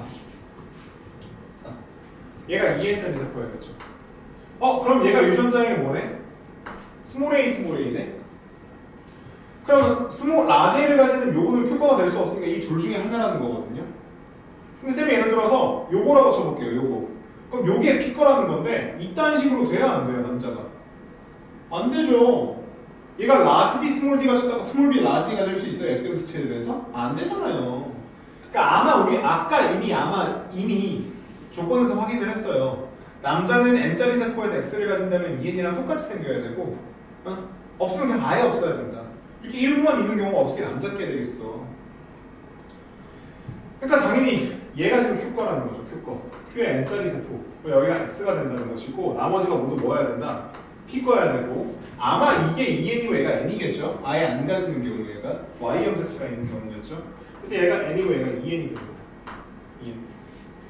그럼 아빠는 어떻게 된다는 거냐면 아빠는 라지 B의 스몰 D Y를 지금 가진다는 소리가 되는 것이고 엄마 여기 보면 스몰 B의 라지 D 가져야 되죠. 그래서 여기가 스몰 B의 라지 D겠죠. 스몰 B의 라지 D. 그리고 엄마는 유전자형이 스몰 A여야 되고 아빠는 라지 A가 있는데 어떻게 되는지는 내가 모르네요. 모르죠. 왜냐면 여기가 물음표니까. 물음표. 그럼 얘는 어떻게 생겼던 것이냐? 이거 어떻게 생겼겠어요? 당연히 아빠가 라지 B에 스몰 D를 주고 엄마가 뭘 줬다? 스몰 B에 라지 D를 준 겁니다. 자, 기억번 맞는 보기이고요. 니은번은 당연히 틀린 보기겠죠. Q의 나의 유전자형은 당연히 2형 적합자입니다. 지금번 더 맞는 보기 정답이 3번이 되겠죠. 이렇게 풀립니다. 자, 17번 문제는요. 이게 어려운 문제라기보다는 좀 귀찮은 문제예요. 왜냐면 유전자형 고려를 조금 해줘야 되거든요. 연관관계를 고려해가지고 그게 좀 짜증이 나는 거죠. 이 문제는. 그러니까 어려운 문제는 아닙니다. 어려운 문제는.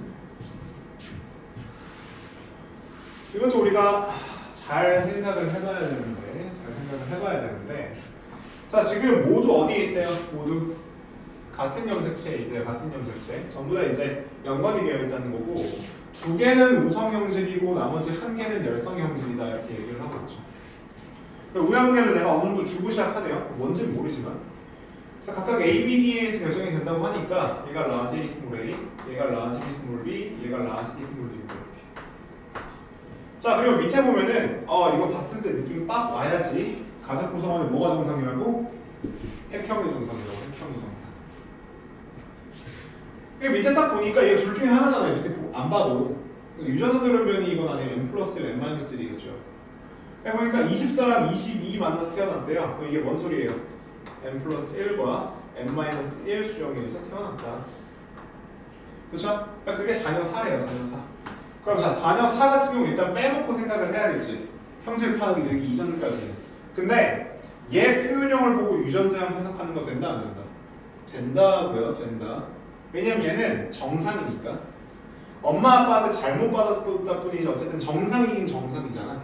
그러니까 예를 들어서 이게 상염색체 열성이라고 쳐봐. 그럼 넌 병이 있으니까 스몰 A인가 보구나 유전자형이. 이거 된다고요. 어찌됐든 간에 이제 우리가 가계도 문제니까 우리가 가계도 조건을 고려를 해줘야 되죠. 애초에 가계도 조건 말고는 없어요. 가계도 조건만으로 다 풀려야 된다는 건데 지금 여기 보면은 숨겨진 게 필요한 거 없고요. 여기 열성 조건 하나 있네요. 그럼 나가 뭐다? 병이 우성이다 알 수 있고 여기서도 알 수 있는 게 없습니다. 성발레 조건을 봐야 되는데 지금 잘 보면은 어디 있냐? 여기 있네요. 여기서 x 우성이 아니라는 것이고 또 어디 있냐면 또 여기 있죠. 이것도 뭐다? x 우성이 아니라는 거죠. 그럼 만약에 이게 x 형식식 유전자 상성을 내가 모르잖아. x라면은 얘가 열성 우성 열성이 된다는 소리죠. 요 조건에 맞아 안 맞아? 안 맞죠. 두 개 우성 두 개 하나 열성이라는 조건. 아 그러니까 얘가 뭐다? 이거 상유전이라는 겁니다. 상연관. 그럼 연관관계를 고려를 해야 될 테니까 우리가 짝대기를 그어놓고 여기다가 열심히 표시를 한번 해봐야겠죠. 여기서부터 귀찮아지는 겁니다. 그럼 내가 형질이 어떤 게 맞냐 틀리냐에 대해서 얘기를 하려면 내가 가계도 조건밖에 없잖아요. 출제자의 의도를 생각을 해보세요. 그럼 내가 그 유전자형이 내가 우열관계가 뭐 얘가 우성이다 얘가 열성이다 이렇게 설정을 해놓고 가계도 조건을 활용해서 적어보는 방법밖에는 없다는 거거든. 근데 내가 우열관계를 알 수 있는 방법이 추가적으로 더 없잖아요. 케이스 분류가 필요한 거예요 여기에서. 그럼 쌤이 예를 들어서 얘를 우성이라고 쳐. 그럼 얘가 뭐가 된다는 거야? 열성이 된다는 거죠. 조건에 의해서. 혹은 뭐겠어? 열성? 우성이겠죠. 그래서 이 파란색 우성 열성인 케이스부터 한번 확인을 해봐야 되는데 이게 뭐하는 방법밖에 없다? 적어보는 방법밖에 없다는 겁니다. 확인할 수 있는 방법이. 그럼 예를 들어서 일단은 열성 동형적합자 조건이 있는지부터 볼까요? 여기 있네요. 여기. 얘가 스몰 b 스몰 b 스몰 d 스몰 d네요. 요거 같은 경우는 아니지만 그러니까 자녀 3이 지금 만약에 요 조건이 맞다면 스몰 b 스몰 b의 스몰 d 스몰 d입니다. 그럼 엄마 아빠가 무조건 스몰 b 스몰 d 스몰 b 스몰 d를 가진다는 것이고 추가적으로 열성 동형적합 조건이 지금 여기 보면 있네요. 그러니까 얘가 지금 스몰 a 스몰 a입니다. 스몰 a 스몰 a. 그러니까 엄마도 지금 스몰 a 스몰 a라고 얘기를 하고 있죠. 엄마도 지금 병이 없으니까 지금. 이 정도에서 이제 시작을 하면 될 텐데 아빠 같은 경우에는 반드시 라지 B가 있어야 됩니다. 라지 B가.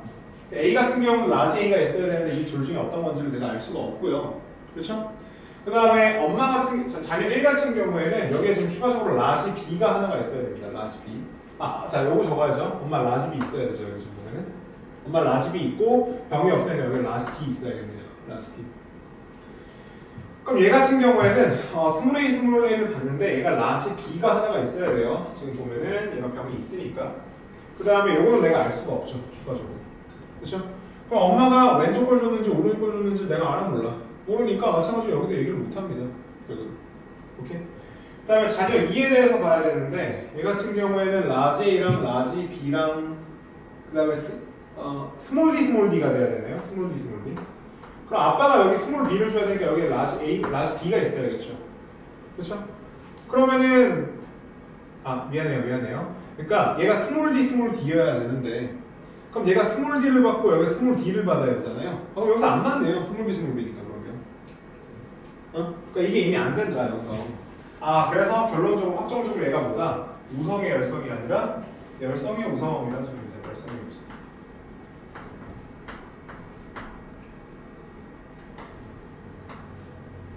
이렇게 된다. 오케이?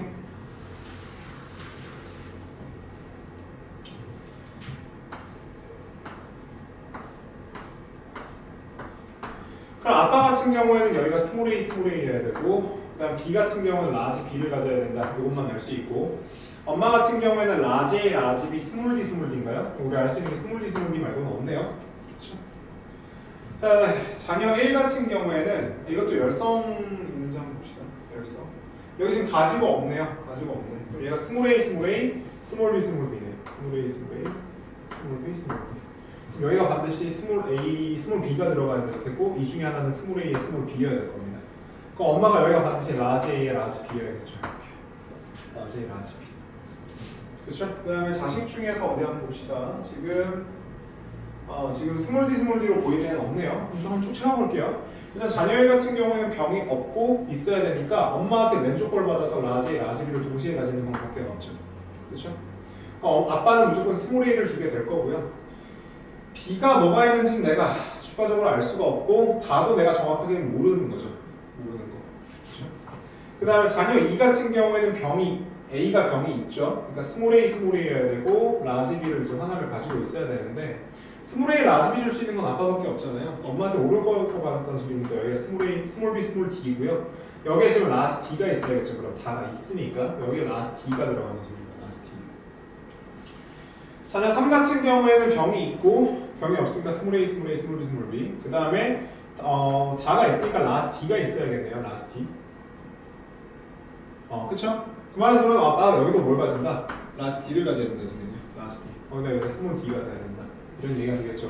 마지막으로 이제 자녀 3만 보면 되는데 얘가 어떻게 이산할 것이냐? 그럼 얘는 있고 병이 없으니까 스몰 A에 스몰 D일 수밖에 없어요. 스몰 A, 스몰 D. 그렇죠? 그러면은 스몰 A랑 스몰 D를 둘 다 줄 수 있는 방법은 뭐밖에 없어요. 아빠가 아무것도 안 주고 엄마가 몇 분열 미분리로 감소제 2분열 미분리로 두 개를 주는 방법밖에 없네요. 그러면은 오른쪽 걸 두 개 줬을 테니까 이게 뭐겠어요, 당연히? 스몰 B겠죠. 스몰 B. 그렇죠? 그다음 요거 아까 같이 판단 안 했는데 얘가 라지 B에 스몰 D를 받죠. 근데 아빠가 뭐든 간에 무조건 라지 D를 주게 되잖아요. 그러니까 병이 있어요, 없어요? 병이 있겠네요. 이렇게 해서. 자, 그래서 기억번 가는 열성형질이냐? 맞는 보기이고 니은번 맞는 보기이고 디귿번은 틀린 보기죠. 2분열 미분리. 자, 18번.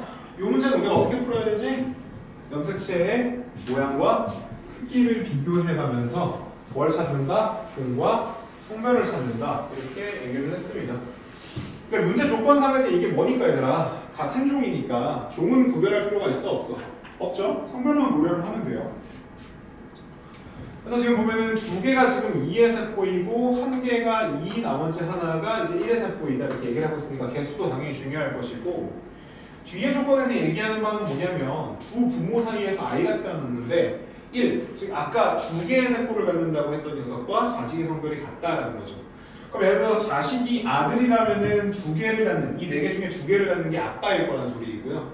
만약에 딸이라면 엄마란 소리겠죠. 굉장히 중요한 조건이 되죠. 그 다음에 요즘에 굉장히 유행하는 풀이죠, 여러분. 모든 상경색체와 일부 기억을 나타냈다. 그리고 뭐까지 포함되어 있어요? 유전자형까지 포함되어 있어요. 우리 수업할 때 핵형 분석 유형의 세 가지 발전 단계라고 쌤이 얘기를 하면서 첫 번째는 그냥 단순히 모든 염색체를 다 그려진 그림에서 종과 성별을 판단하는 데 문제. 두 번째가 거기에 유전자를 껴놔가지고 유전자를 고려하는 문제. 세 번째가 일부 염색체만 있는 경우인데 두 번째, 세 번째 합쳐져 있는 겁니다. 그럼 얘를 지금 보게 되면 요렇게 상동, 요렇게 상동, 요렇게 상동이다 보니 이게 핵상이 무조건 뭐다? 2n 곱하기 1이라는 건 내가 알 수 있습니다. 2n 곱하기 1. 근데 여기에 만약에 남자라고 한번 생각해보세요. 남자. 그러면 요런 정보에서 X랑 Y 둘 중에 하나만 그려놨다 이런 정보에서 마치 얘와 같이 뭐가 없어야 돼요? 일부가. 상동이 없어야 돼요. 상동이. 그러니까 얘가 뭐라는 걸 알 수 있어? 여자라는 걸 알 수가 있고요. 그 다음 여기를 딱 보면은 얘가 요게 짝꿍이 없잖아요. 요게. 그러니까 요게 지금 뭐겠어? 당연히 X염색체겠죠. X염색체. 그러니까 여기 라지가 포함되어 있는 녀석이 이게 X염색체라는 겁니다. 그리고 얘는 성별이 뭐라는 거야? 당연히 암컷이라는 거죠. 암컷. 그럼 얘 유전자형은 라지 B 스몰 B가 되는 것이고 당연히 우리 뭐 이용할 생각해야겠어? 라지 동형성법 이용할 생각해야 됩니다. 나를 보게 되면은 이게 X염색체가 없으니까 얘가 N 곱하기 2의 Y를 가지는 애거든요. 그럼 얘는 암컷이에요? 수컷이에요? 수컷이에요. 수컷. 그럼 얘 같은 경우에는 얘가 X 대신에 Y를 가지고 라지 B를 갖는 형태가 될 것이고 다 같은 경우에는 얘가 X염색체를 가지네요. 그래서 얘는 유전자로 스몰 A, 스몰 B를 가지고 N 곱하기 2짜리 세포에 얘가 X염색체를 가지는 거죠. 다만 이게 암컷인지 수컷인지 나랑 몰라. 알 수가 없죠. N짜리 세포에서 X를 가진다는 둘 다 가능하니까 남녀. 마지막으로 얘 같은 경우 아까 얘기했듯이 얘는 라지 Y에 라지 B를 갖는 구조고요. 당연히 얘는 2N 곱하기 1의 X, Y여야 됩니다. 즉 암컷, 수컷이 되어야겠죠. 수컷. 그럼 여기서도 동형적법 조건 중요할 거고요. 그렇죠? 그럼 여기서 핵심적인 게 뭐냐면 누가 두 개를 갖냐는 거예요. 누가 두 개를 갖냐. 그럼 예를 들어서 얘가 두 개를 갖는 애냐? 이거 가질 수 있어요? Y 때문에 안 돼요. 이거 돼요? 스몰 a니까 안 돼요. 이거 돼요? 이것도 안 돼요. 그럼 얘일 수가 있냐? 얘는 얘랑 같이 똑같은 사람이 될 수가 없죠. 그럼 얘가 될 수가 있냐? 이거는 가능하겠죠. 스몰 a y에 라지 b 스몰 b라면 그럼 이게 수컷이 된다는 거야. 수컷. 그럼 수컷 하나에다가 나머지 암컷이 하나니까 이거는 아들내미를 갖는 구조라는 겁니다. 반드시 이게 아빠인지 아들인지는 몰라요. 얘가 아빠인지 아들인지 모르는데 오케이? 근데 예를 들어서 얘가 아들이라고 쳐볼게요. 그럼 이게 엄마잖아요. 그럼 얘가 스몰 a y인데 라지 이거 말이 돼 안 돼? 안 되니까 이 둘이가 1일 거면 얘가 아빠야 되는 소리야. 아빠. 그럼 얘랑 결혼해서 얘 나왔다는 소리죠. 맞아요? 그럼 라지 a y에다가 라지 b에 라지 b 돼야 안 돼요? 다 되네요. 그래서 얘가 1이고 얘가 2고 마지막으로 얘가 3이 되는 거예요. 그래서 기억번은 당연히 맞는 보기이고요. 다른 1의 세포냐? 그럼 당연히 맞는 보기이고 3에 스몰 b가 있냐? 스몰 b 있어요? 없잖아요. 정답은 기억 니은이 되겠네요. 3번 이렇게 되네요. 자, 19번 아주 간단한 문제입니다. 뭐만 생각하면 되냐면 우성 동형접합 조건만 생각을 하면 돼요. 우성 동형접합 조건. 야, 내가 우성 동형접합 안 중요하다고 한 적이 있어 없어? 아니면 안 중요하다는 말 빠트린 적이 있어 없어? 아니 항상 중요하단 말이야. 우성해석 조건이란 말이야. 무조건.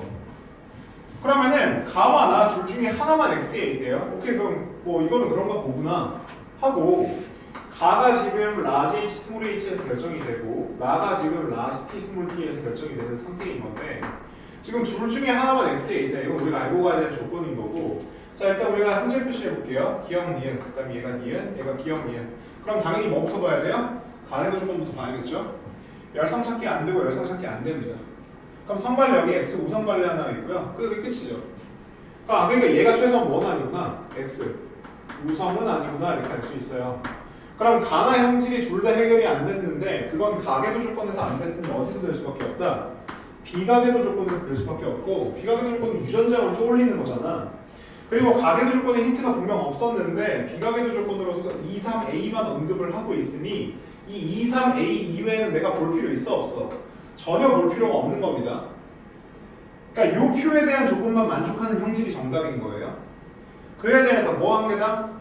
체세포 한 개당 DNA 상대량을 더한 값인데 이거 보자마자 난리 났어야지.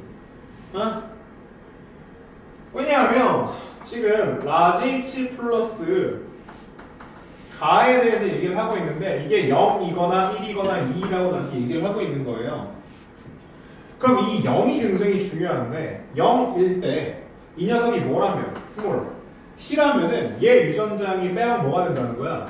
스몰 H 라스티가 된다는 거예요. 왜요? 이 셋 다 성별이 뭐니까? 여자니까. 상관없잖아요. 그럼 라스티 같은 새끼가 있을 수 있냐? 이거 생각해봐야겠죠. 그러면 얘가 되나요? 엄마 아빠 표명 다르니까 안 됩니다. 얘도 안 됩니다. 얘 되나요? 얘 다르니까 안 되죠. 일단 있을 수가 없어요. 그러니까 이게 라스티라면 얘는 무조건 이거니까 이게 라스티가 아니라는 거겠지. 네? 그래서 바로 그냥 얘가 뭐가 된다? 라스티가 됩니다. 라스티. 스몰 t가 아니라 라스티. 쌤 방금 라스티라고 말이 잘못했죠. 그러니까 스몰 t가 아니라는 거죠. 이게 라스티일 수밖에 없다는 거예요. 그럼 이게 뭔 소리냐면 0인 새끼의 유전장은 무조건 뭐다? 스몰 t 라는 겁니다. 그럼 1 한번 생각해 볼게요. 3 얘기하는 건데 얘 같은 경우에는 그러니까 이형접합 하나에 동형접합 하나라는 거잖아요. 근데 라지 H랑 라스티이기 때문에 뭐 아니면 뭐냐면 스몰 H 라스티 스몰 T 이거나 혹은 라지 H 스몰 T라는 거예요. 이렇게. 그게 내가 뭔지 알 수 없죠. 그럼 2라고 되어 있는데 얘는 아까 라지 T 라스티 같은 거 안 된다고 했었죠. 그러면은 라지 H 스몰 T 이거나 아니면 이형접합이어야 돼. 그럼 라지 H라는 애가 있을 수 있느냐? 얘 보면 요 때문에 안 되고 얘 보면 요 때문에 안 됩니다. 근데 얘는 가능해요. 얘는. 왜냐면 얘 표현형이 지금 안 적혀 있기 때문에 얘가. 그러니까 이거는 지금 여러 가지 해석이 가능한 거죠. 이게 지금. 그러면은 당연히 다른 거 가지고 이제 생각을 해봐야 될 거 아니야. 이거는 지금 모르니까. 그러면 스몰 T가 누구일 것이냐? 혹은 1의 유전장이 무엇일 것이냐를 가지고 하면 됩니다. 근데 만약에 내가 1이 만약에 1 보면은 그러니까 요 1이 지금 요 3번 얘기하는 3번. 얘 얘기하는 거지. 얘 3번. 얘가 만약에 유전자형이 요거라면 스몰 h 라스티 스몰 t라면은 제가 병이 없고 있다이기 때문에 병이 둘 다 우성이 돼버려요. 그럼 이게 X 우성 발레 때문에 뭐가 돼버리죠? 바로 상이 되고 얘가 X 우성으로 깔끔하게 끝납니다. 그러니까 요 케이스 분류가 지금 깔끔하게 나오는 게 있으니까 요거 가지고 한번 해볼게요. 그러면 얘가 지금 상이고 얘가 지금 X예요. 그럼 얘가 우성이고 얘도 우성이어야 되나?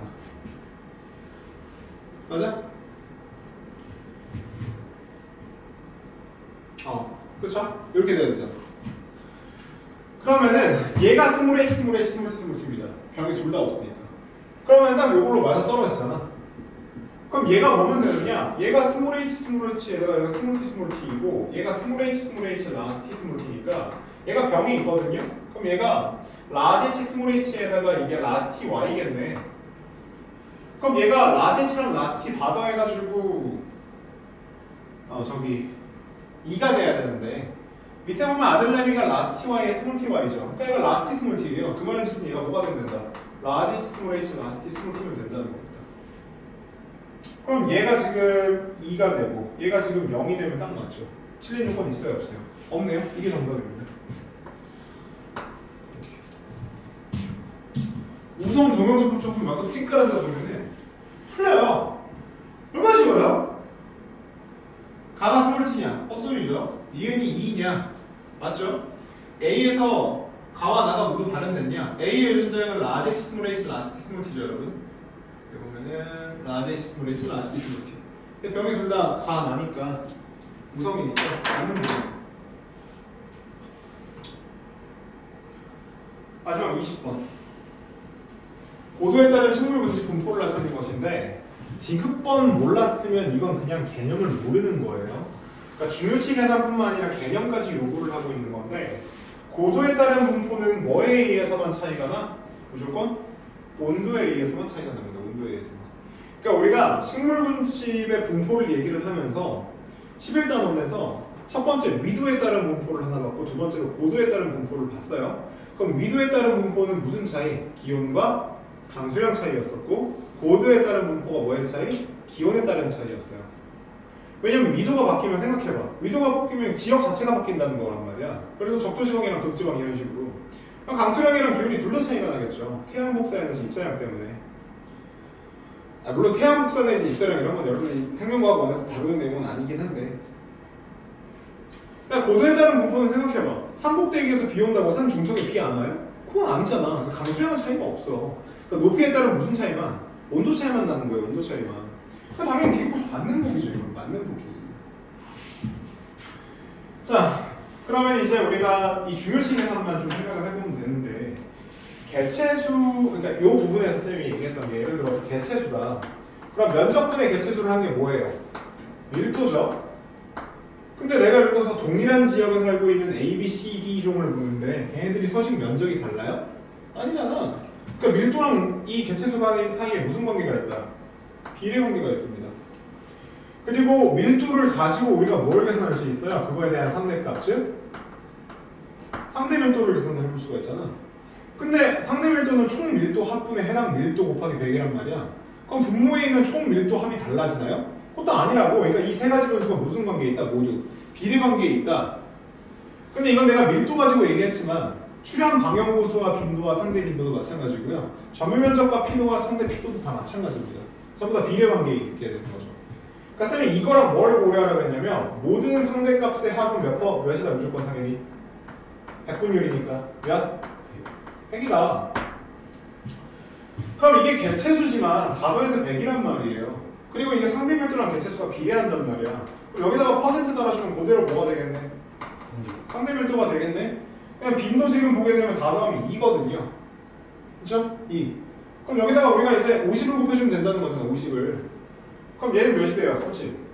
5%. 얘는 15%. 얘는 30%. 얘는 20%가 되겠죠. 그럼 위의 조건에서 2의 상대 피도값 같은 경우에는 4의 상대 빈도값과 같다고 얘기했기 때문에 얘 요거 이게 20%란 중요한 20%. 얘가 20%라고. 그럼 이게 몇 %겠어? 4%. 이게 몇 %겠어? 16%. 이게 60%가 되는데 60%? 그럼 얘가 60%가 된다는 소리는 이 P노 값이 몇이 나온다는 거야? 0.6이 나온다는 거죠. 0.6. 그렇죠? 기업권 같은 경우에는 그럼 중요치 찾아보면은 그러니까 우점종 계산을 해보면 얘가 누가 봐도 압도적으로 크잖아요. P도가. 그럼 이 중에 보면 얘도 여전히 얘가 크거든요. 근데 이렇게 봤을 때 얘가 얘보다는 5% 작습니다. 근데 이게 56%가 큰데? 다 더해서 계산할 필요 없죠. 대충 보고 비교만 해주면 됩니다. 우점종이 누구다? 3이다. 3이라고 하는 건 문제 조건에서 뭐라고 얘기했는데? 침엽수라고 얘기를 했었잖아요. 이거 그러니까 어디서 확인한 거예요? 괜히 침엽수 1에서 확인을 한 거죠. 기업권은 틀린 무기가 되겠죠. 정답은 3. 자, 이렇게 하면 전체 문제 풀이가 끝이 났습니다. 자, 6월 모의고사는 쌤이 항상 강조를 하는 게 그해 수능과 아주 밀접한 연관이 있어요. 그러니까 단순히 이제 출제 기간이 똑같다고 해서 중요하다? 아니라는 거야. 여기 있는 문제가 알게 모르게 굉장히 비슷하게 바뀌어가지고 나오는 게 수능입니다. 수능. 그러니까 제발 6월 모의고사에 있는 문제는 개념서부터 킬러 문제까지 그냥 문제를 보자마자 풀이가 떠오를 정도로 외우세요. 제발. 해봤자 6월이랑 9월 해가지고 40문제밖에 안 되잖아. 40문제밖에. 그러니까 무조건 싹 다 외우세요. 무조건 싹 다. 맨날 평가원에서 얘기하는 교육부에서 얘기하는 게 사교육 근절시키겠다고 EBS 연계시키겠다고 하죠. EBS 연계율이 높을까요? 6평 연계율이 높을까요? 6평 연계율이 훨씬 높습니다. 훨씬. 그러니까 이거는 무조건 40문제 외우고, 그리고 아까 앞서서 이제 분석에서 얘기를 해줬던 것처럼 비킬러 문제에 대한 어떤 개념 복습이라든지 이런 것들도 잘 고려해서 지금부터 공부해야 됩니다. 오케이? 오케이. 끝. 쉬면 돼.